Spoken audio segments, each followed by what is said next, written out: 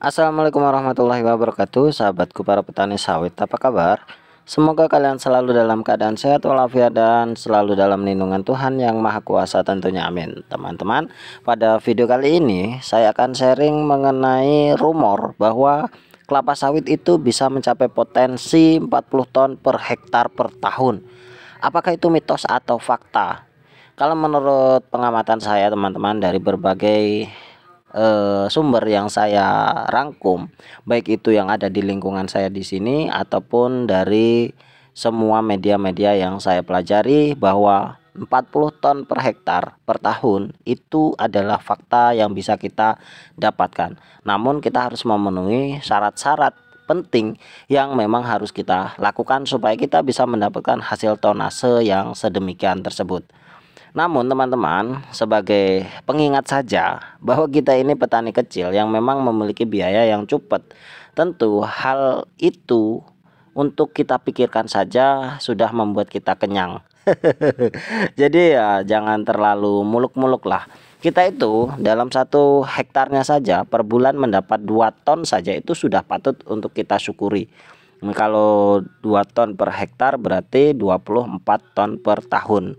Itu teman-teman. Jadi saya rasa 2 ton per hektar itu sudah membuat kita memang bisa mensejahterakan keluarga kita.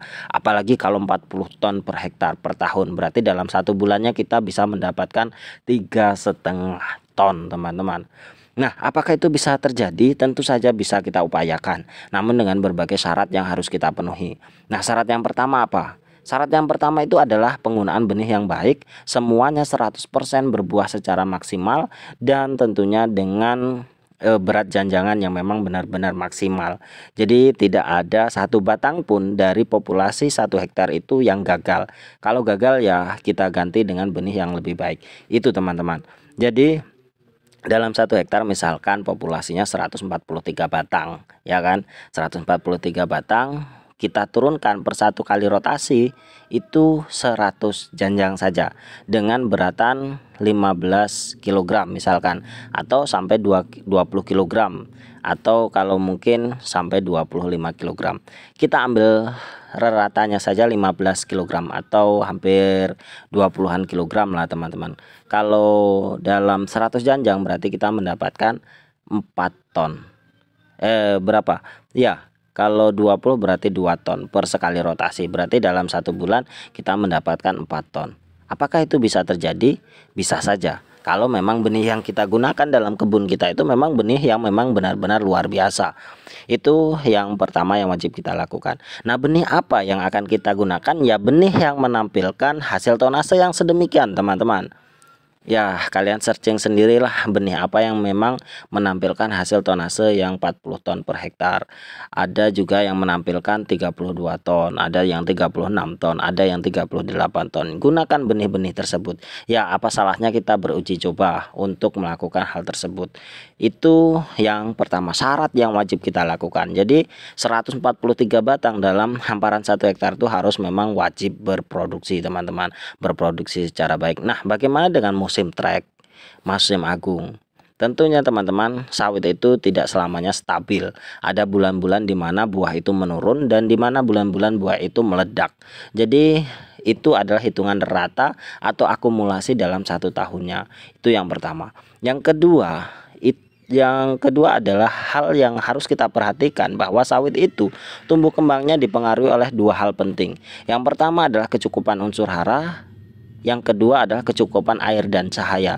Jadi teman-teman, yang pertama unsur hara yaitu pupuk. Nah, pengendalian apa namanya? Tata laksana pemupukan yang baik dan benar itu harus kita pelajari secara betul. Bukan hanya pupuk kimia saja yang harus kita aplikasikan, kita harus juga memperhatikan pembenahan tanah, bagaimana supaya tanah itu tidak mengalami defisiensi unsur hara tertentu. Jadi semuanya seimbang, baik dari pupuk kimia ataupun pupuk organik. Jadi tanah yang subur, kemudian memang pengaplikasian pupuk yang tepat juga harus kita perhatikan. Kemudian dosis itu maksimalnya berapa? Kalau di negara tetangga seperti di Malaysia, dosis pemupukan itu hingga 17 sampai 20 kg per tahun teman-teman, per batang per tahun. Nah kalau kita di Indonesia apalagi petani-petani seperti kita ya paling banter itu 14 kilogram itu sudah termasuk dolomit. Jadi memang penggunaan pupuk yang baik, kemudian dosis yang maksimal itu juga mempengaruhi dari hasil produktivitas dari kelapa sawit kita.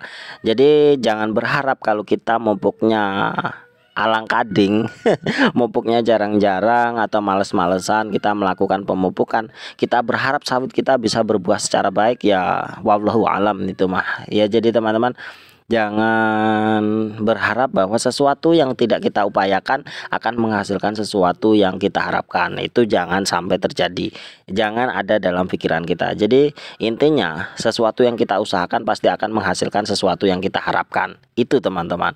Nah yang kedua yang paling penting tadi adalah kecukupan air dan kecukupan air dan cahaya.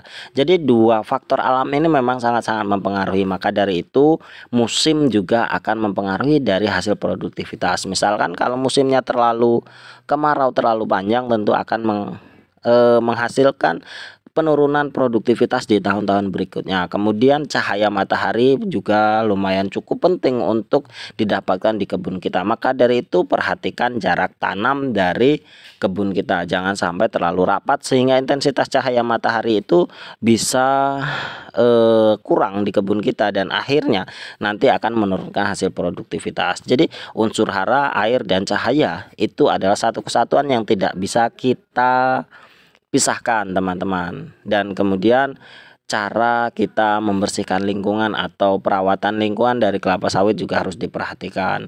Bagaimana tata laksana kebun-kebun yang memiliki elevasi yang lumayan cukup miring itu harus kita perhatikan juga supaya memang pupuk-pupuk atau unsur-unsur hara yang ada di situ tidak hanyut atau erosi sehingga bisa meningkatkan tingkat keasaman tanah, dan itu pasti akan mempengaruhi dari hasil produktivitas. Jadi teman-teman upayakan supaya hasil produktivitas kebun kita itu menjadi lebih tinggi dengan hal-hal yang memang dianjurkan atau direkomendasikan. Salah satunya adalah perawatan yang tepat dan maksimal. Jadi ya kita berupaya saja. Masalah hasil tentu semuanya adalah Tuhan yang menentukan, namun sesuai dengan usaha apa yang kita lakukan. Ya kalau hanya nanti menghasilkan 2 ton per bulan per hektar, ya itu memang sudah patut kita syukuri teman-teman.